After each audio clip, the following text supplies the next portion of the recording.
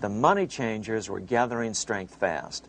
They began a periodic fleecing of the flock, as they called it, by creating economic booms followed by further depressions so they could buy up thousands of homes and farms for pennies on the dollar.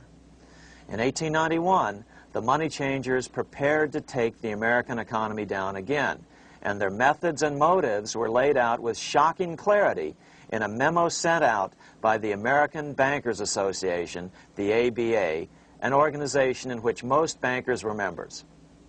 Notice that this memo called for bankers to create a depression on a certain date 3 years in the future. According to the congressional record, here's how it read in part. On September 1st, 1894, we will not renew our loans under any consideration. On September 1st, we will demand our money. We will foreclose and become mortgagees in possession. We can take 2/3 of the farms west of the Mississippi and thousands of them east of the Mississippi as well at our price. Then the farmers will become tenants, as in England. These depressions could be controlled because America was on the gold money standard. Since gold is scarce, it's one of the easiest commodities to manipulate. People wanted silver money legalized again so they could escape the stranglehold the money changers had on gold money. People wanted silver money reinstated, reversing Mr. Said's Act of 1873, by then called the Crime of '73. By 1896, the issue of more silver money had become the central issue in the presidential campaign. William Jennings Bryan, a senator from Nebraska, ran for president as a Democrat on the free silver issue. At the Democratic National Convention in Chicago, he made an emotional speech which won him the nomination entitled Crown of Thorns and Cross of Gold. Though Bryan was only 36 years old at the time, this speech is widely regarded as the most famous oration ever made before a political convention. In the dramatic conclusion, Bryan said, "We will answer their demand for a gold standard by saying to them, you shall not press down upon the brow of labor this crown of thorns, you shall not crucify mankind upon a cross of gold." The bankers lavishly supported the Republican candidate, William McKinley, who favored the gold standard. The resulting contest was amongst the most fiercely contested presidential races in American history. Bryan made over 600 speeches in 27 states. The McKinley campaign got manufacturers and industrialists to inform their employees that if Bryan were elected, all factories and plants would close and there would be no work. The ruse succeeded. McKinley beat Bryan by a small margin. Bryan ran for president again in 1900 and in 1908, but fell short each time. During the 1912 Democratic Convention, Bryan was a powerful figure who helped Woodrow Wilson win the nomination. When Wilson became president, he appointed Bryan as Secretary of State, but Bryan soon became disenchanted with the Wilson administration. Bryan served only 2 years in the Wilson administration before resigning in 1915 over the highly suspicious sinking of the Lusitania, the event which was used to drive America into World War I. Although William Jennings Bryan never gained the presidency, his efforts delayed the money changers for 17 years from attaining their next goal, a new, privately owned central bank for America.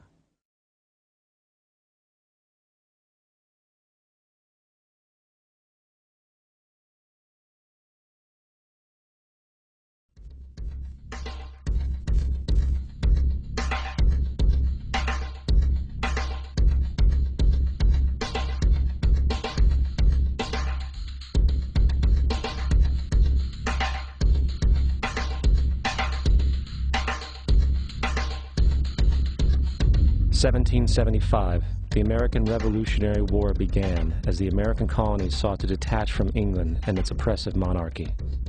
Though many reasons are cited for the revolution, one in particular sticks out as the prime cause: that King George III of England outlawed the interest-free, independent currency the colonies were producing and using for themselves. in turn forcing them to borrow money from the Central Bank of England at interest, immediately putting the colonies into debt. And as Benjamin Franklin later wrote, the refusal of King George III to allow the colonies to operate an honest money system which freed the ordinary man from the clutches of the money manipulators was probably the prime cause of the Revolution. In 1783, America won its independence from England. However, its battle against the central bank concept and the corrupt, greed-filled men associated with it had just begun. So what is a central bank? A central bank is an institution that produces the currency of an entire nation. Based on historical precedent, two specific powers are inherent in central banking practice: the control of interest rates and the control of the money supply, or inflation. The central bank does not simply supply a government's economy with money, it loans it to them at interest. Then, through the use of increasing and decreasing the supply of money, the central bank regulates the value of the currency being issued. It is critical to understand that the entire structure of this system can only produce one thing in the long run: debt. It doesn't take a lot of ingenuity to figure this scam out. For every single dollar produced by the central bank is loaned at interest. That means every single dollar produced is actually the dollar plus a certain percent of debt based on that dollar. And since the central bank has the monopoly over the production of the currency for the entire country, and they loan each dollar out with immediate debt attached to it, where does the money to pay for the debt come from? It can only come from the central bank again, which means the central bank has to perpetually increase its money supply to temporarily cover the outstanding debt created, which in turn, since that new money is loaned out at interest as well, creates even more debt. The end result of this system without fail is slavery, for it is impossible for the government and thus the public to ever come out of the self-generating debt. The founding fathers of this country were well aware of this.